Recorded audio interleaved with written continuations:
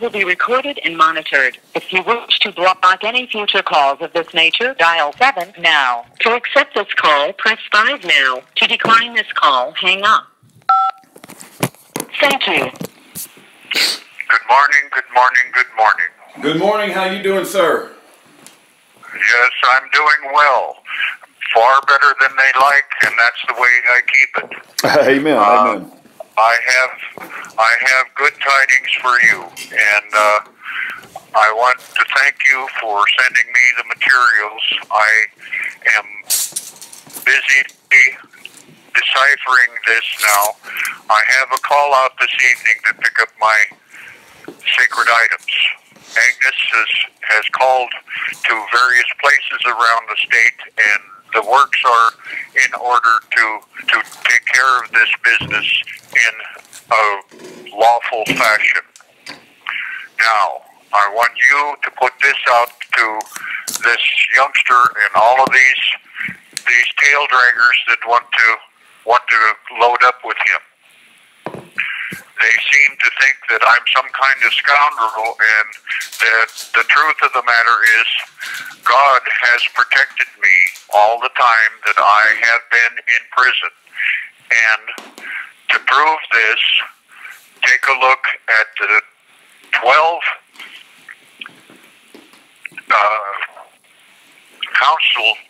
tribal council members that wrote the material and paid the money to have my dad and I put in prison.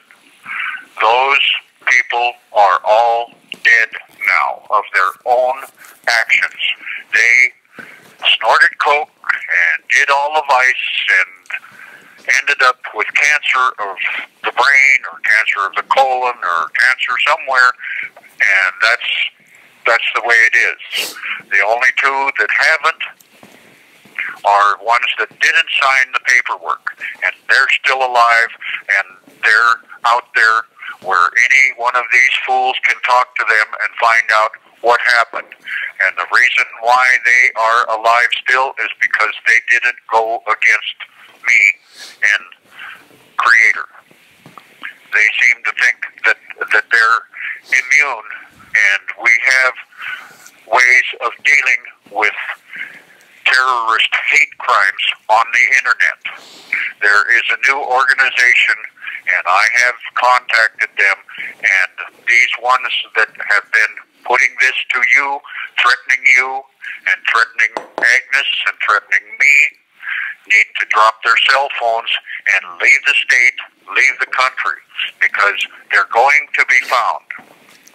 That is the way it is.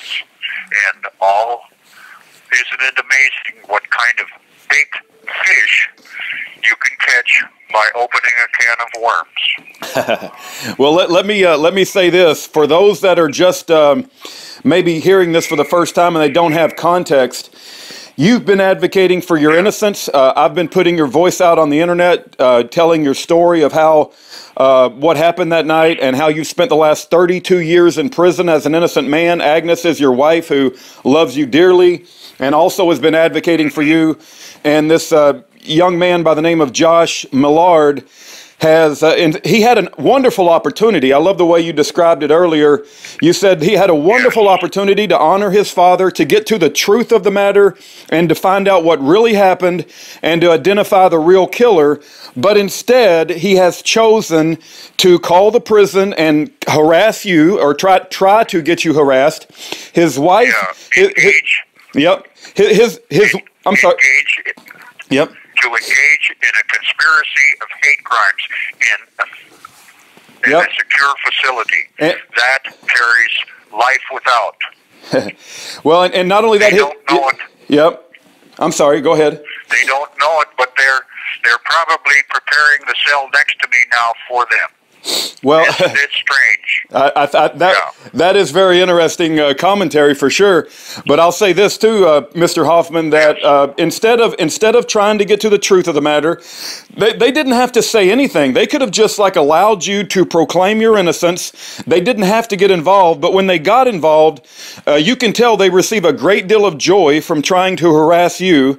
They've also, his wife has indicated publicly that she's going to try to get my YouTube channel, which I've had for 10 years, has over 10,000 videos advocating for prisoners all across this country. She wants to get my YouTube channel taken down now.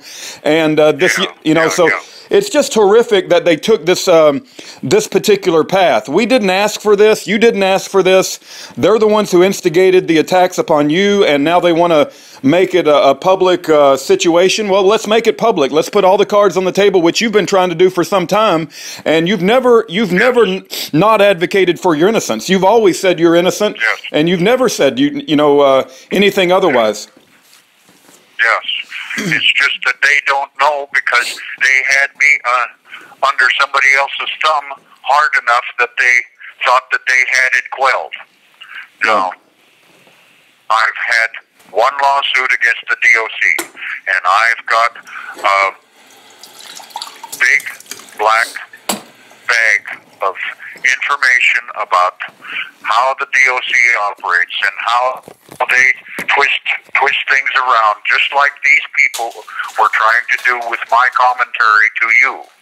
I was showing you with the martial arts and stuff that I had learned that I have the ability to do really bad things, but I've chosen not to. My record is almost clean, and the only reason that there's this one instance that they try to focus on is because the DOC placed that person in my cell and would not remove him, and it was about trying to crush the lawsuit that I had against them. Well, it didn't turn out that way.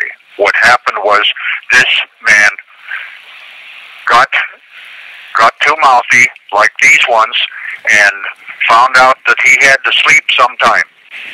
And in his sleep, he woke up to the fact that there's somebody in here that's a little bit tougher than he is. And I didn't try to kill him. I didn't have to.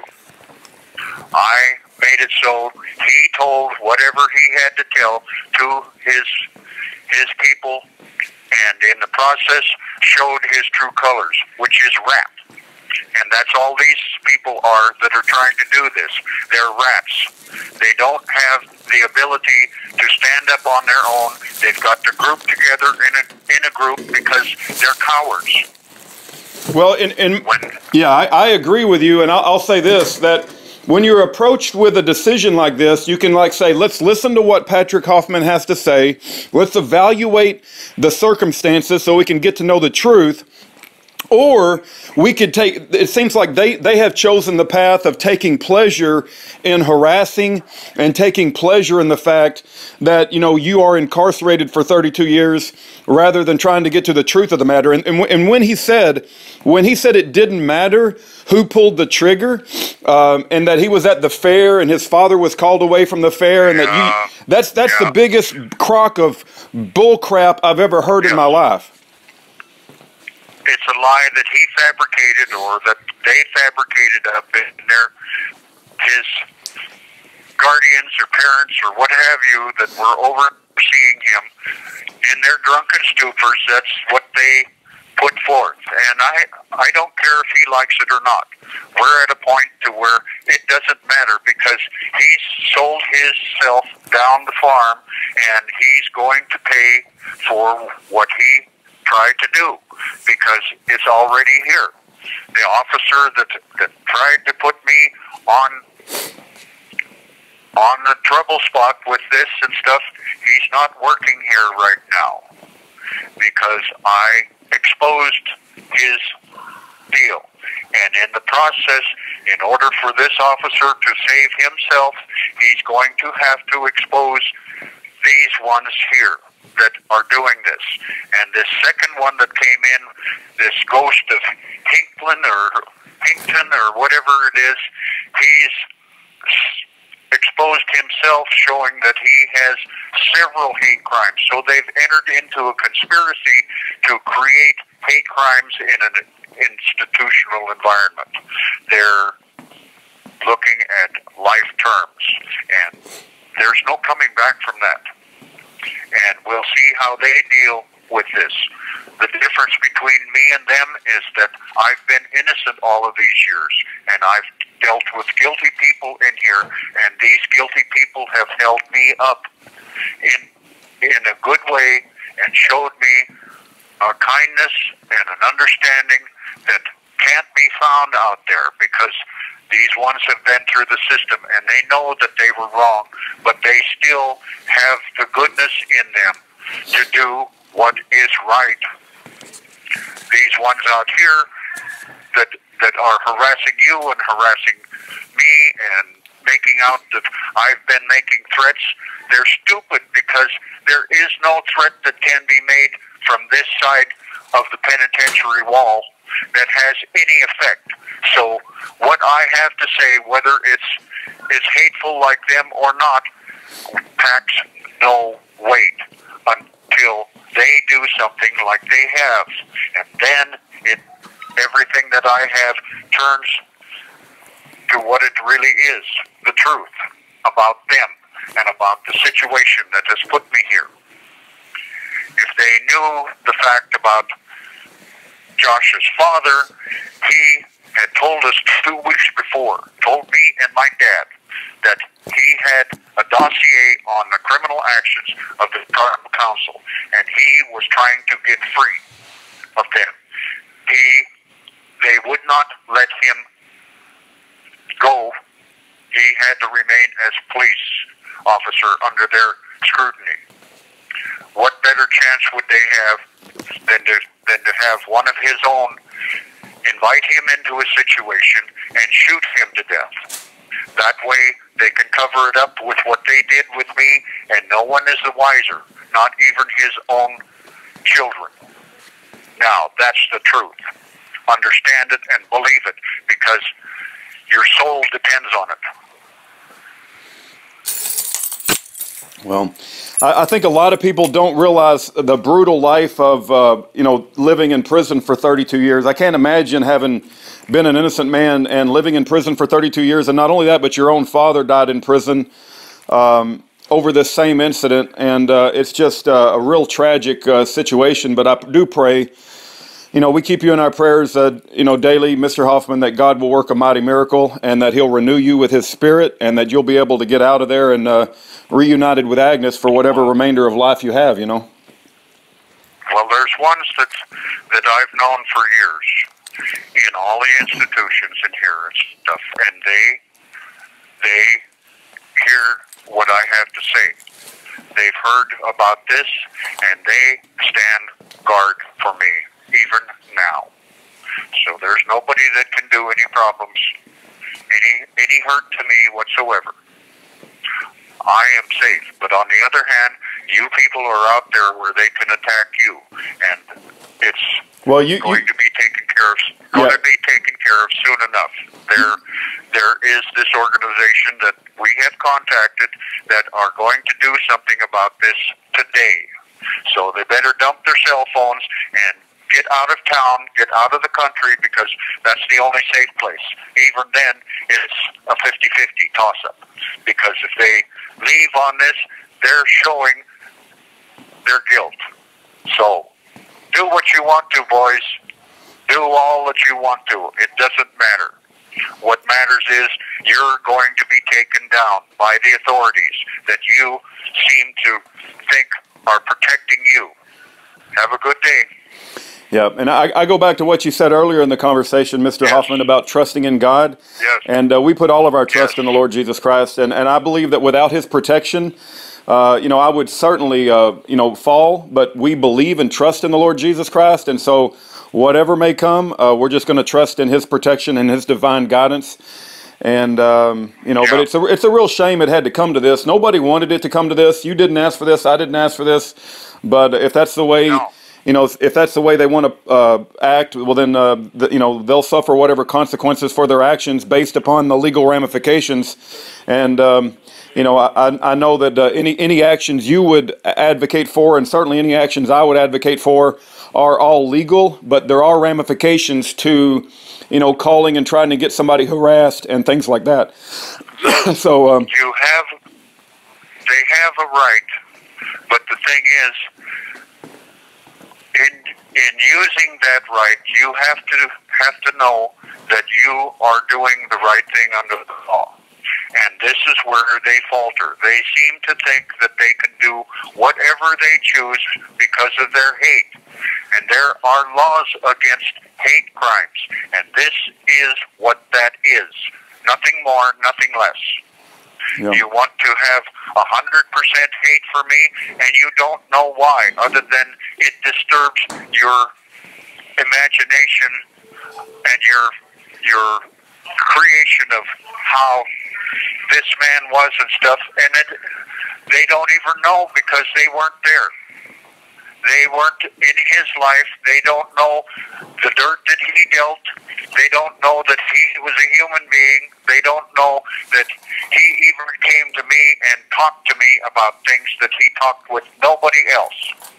Now, I have a right to be able to expose that if I choose to, if they need to have some understanding about who he was and why this thing went down. It didn't go down from my planning because there was no plan. If you look at the record, you will find that John Dick said his last words in his testimony, "I should have done a better plan." Now, Mr. Millard and John Dick and all of these officers went against their superior officer. They were told to stand down and leave this be. They chose not to, and they chose not to immediately after he left, because my sister was in the police station being put in tribal jail, and she saw John Dick take off his shirt, put on a shooter's vest, and put his shirt back on at 8:30 in the evening. And there were other camouflaged individuals that showed up there that didn't show up in court. In fact, that group disbanded because they didn't want to be connected with the tribal council or the tribal police or anything to do with Hoffman and McGinnis case, because they knew that the police were wrong. You know, I think you've answered. I think you've answered this before, but when I asked you if John Dick was still alive, you said he may be alive, but he's a very old man. Is that? Do I recall correctly? He's gotten to the point to where he has to have oxygen all the time. And the last I heard, he was in a wheelchair. And the last I heard, he was at Grand Coulee. And that's all I know about it. Okay. My wife sent him materials to try to get him to come forward and complete the whole cycle. But he won't, because he knows what he did. He's the one that shot Lou Millard. You know, I'm just... That is based on the fact that at trial, he never appeared for us to have a talk with him. He never produced his weapon until halfway through the trial, and it had been changed around. But the photographs that we have of the bullet that was taken out of Elmer and the photographs that we have of the bullet taken out of Lou Millard show that they come from a .357 Smith & Wesson. Period. And so you didn't, obviously you didn't have a .357 Smith & Wesson in possession of you? No. And the gun that they tried to claim that we shot and killed him with, claiming a 9mm killed him, that's a farce, because Dad only shot 3 shots and they were aluminum hollow point. Nothing like that was taken out of them. So that makes that gun not the murder weapon. You know, I'm just thinking, 60 seconds remaining. Mr. Hoffman, when you go to bed at night and you put your head on your pillow, and I feel the same way, I have a clean conscience because I try to do what's right and I try to, you know, do what the Lord is leading me to do. But I can't even begin to imagine John Dick when he puts his head on his pillow, and one day he's not going to wake up, because we all die, right? All humans die, and we're going to stand before our Creator, and he's going to be looking at his Creator in the eye, knowing that he did this, and that an innocent man and your father went to prison for 32 years. 30 seconds remaining. I wouldn't want to be in his shoes. I would not want to be in his shoes. Well, their act has brought them to no more good days. They're going to have to go on the run. If they don't go on the run, they're going to have to come to prison, because hate crimes are being hit real hard right now, especially when they're posted on the internet. So have a nice day, boys. Have a nice day.